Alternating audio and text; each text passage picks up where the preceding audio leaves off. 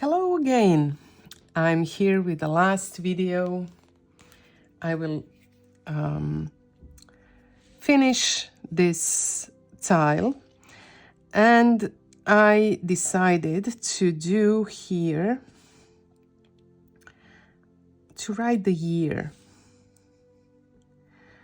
and I'm going to do it in a way that's kind of consistent with the way that we did a tangle on day 24, Letterish by Jody Genovese, if you remember.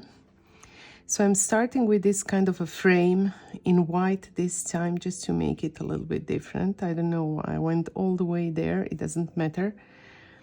Anyway, I will start with this frame, and I need to draw or to write 2025 here, so I will divide the space into 4 sections, and I will try to write those numbers here. So, you know, with the zero, it's easy. I will just round the corners a little bit, which is exactly what you do when you draw the tangle Letterish. So this is 0, obviously, but now for the number 2, I need this. So this is more or less it. I'm not looking for perfection. Again, I'm not a lettering artist, as you know. So I'm fine if it doesn't look professional.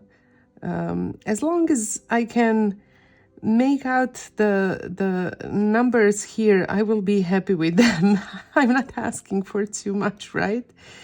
So even if they are not perfect, they will be just fine. So for the number 5, I know I need this little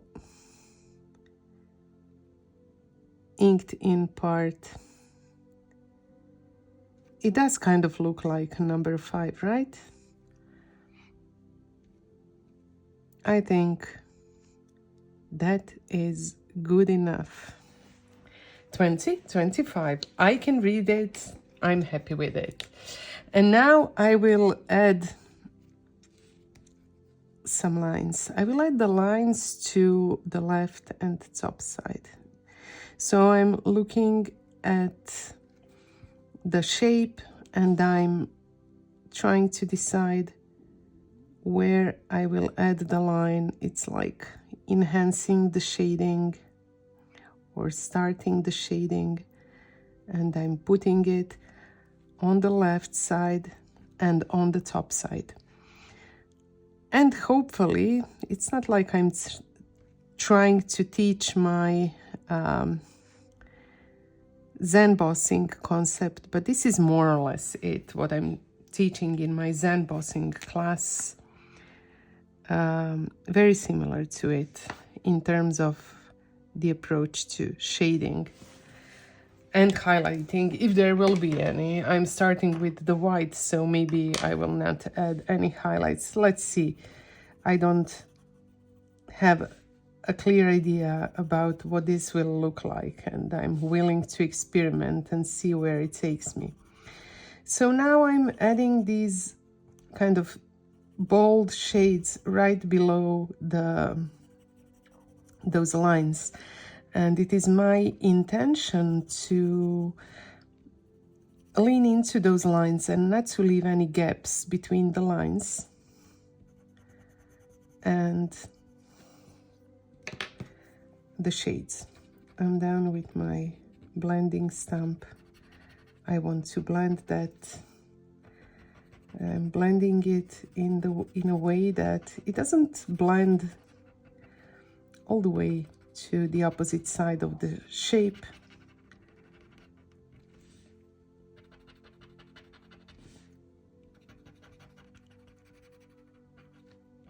I'm just trying to make those transitions smooth between the black line And here I almost, and you can go and retrace the black line if you feel like it's been maybe it became lighter because of the use of the graphite pencil. And it does look kind of embossed, right?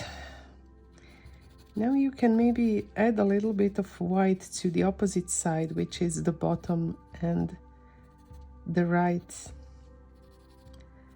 But you don't need to, because it's a nice mid-tone that we have here, which is the color of the tile. So this looks like there is almost a stamp, or do you call it a stamp? Anyway, it's embossed in the paper. It looks embossed. It looks like it's not raised above the surface. It's like impressed into the surface. Hopefully it looks like that to you, because it kind of does. To me, maybe it's a stretch, but that's it. And now I maybe can add a few more of these poke hearts, just because I have space for something. And this kind of section between the tangles is so small that it doesn't really make sense to even leave it for coloring or whatever. I think that this challenge deserves a few mukas. And you know that I'm a big admirer and lover of the Tangle Muka and the artist Alphonse Mucha, who was the person that inspired the Tangle. So I'm adding just a few of them, finishing the tile before we say goodbye for this year's Inktober Tangles challenge. I wonder if I need a border here. Maybe it will be a nice touch. Let me kind of draw this border, and I'm just retracing the line that I already have here. And here I will add some orbs, but I will not fill this whole space with them.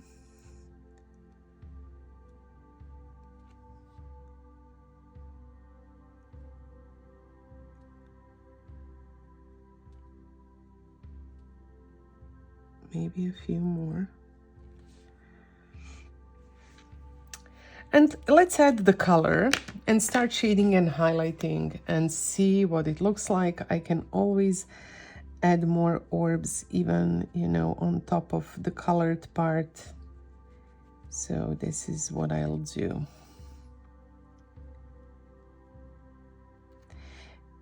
Every year when the Inktober challenge approaches, I'm like, will I be able to do this or not? What will I do if I do it? Will I maybe repeat some of the last year's formats or come up with something new? And whenever I'm faced with those dilemmas, my primary goal is to make it as simple as possible. So that's one thing. I want to make it easy for me and also for you. And I have to say that this small format is much easier than the last year's big opus size was. You don't need a lot of space. Each small tile is like a new beginning, it's kind of exciting if you ask me. Then another thing that I kind of want to do is to make these videos as raw as possible, meaning no pre-planning, just carefree experimenting and playing with supplies, showing the very raw process of creation, where I don't do any planning. I don't do, you know, I could start a tile, see that it's not perfect, throw it in the bin, and then just do another one and make each of these tiles like wonderful pieces of art or whatever. I think they're wonderful as they are, with all of their imperfections.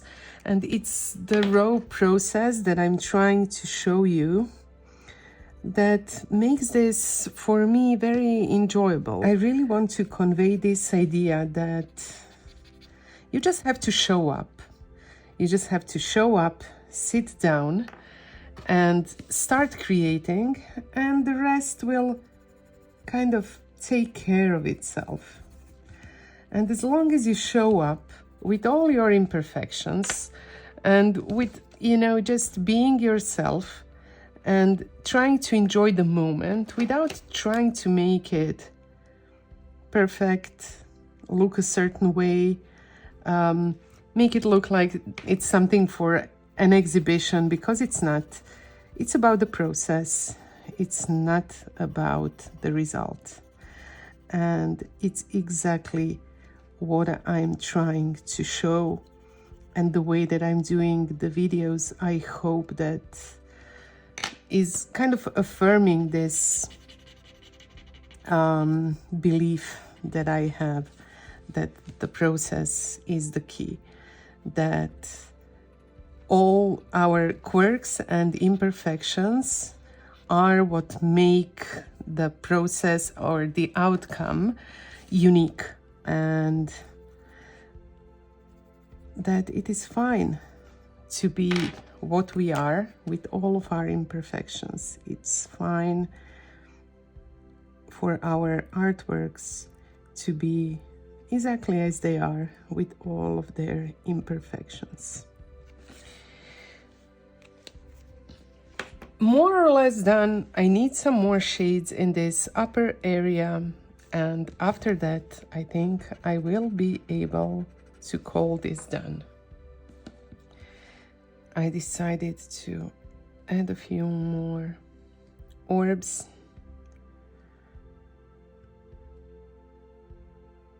here on the bottom part, which will allow me to add highlights to them, because the ones that are on top will not have highlights because they will be shaded. And also it will allow me to cover this line that shouldn't have been here in the first place. It's fine. A few more orbs, a few more shades and highlights, and another Inktober challenge will be done. Well,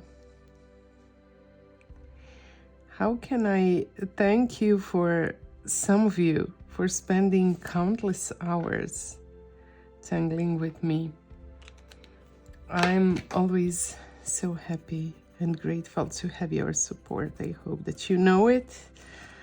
I do appreciate every minute that you spend with me, and it's somehow amazing and comforting to know that we are able to share these moments of creativity. You know, no matter what people say about the technology, and I'm glad it has many negative impacts, but for me, in my life, private, professional, whatever it has had so many positive influences that I'm absolutely grateful for it. Every day, the way that it connected me to the whole community, the way that enabled me to discover the Zentangle method, the way that enables me to conduct my business, to teach classes to people that are on the opposite side of the world. Well, isn't that something?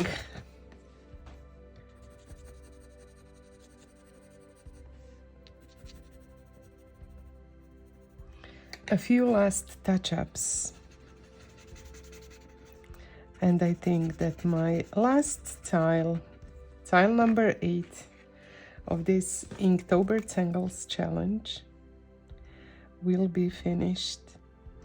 I hope that next year I will have more or make more time for my YouTube channel. This year has been so busy, and I have made myself a promise to make the next one less busy, more creative, and I hope that I will be able to share more of that creativity with you. Thanks once again for being here with me, for supporting me through this challenge, for trusting me and having fun, hopefully, together with me. I am truly grateful for your support, and I look forward to all of our future creative endeavors. Thank you and goodbye.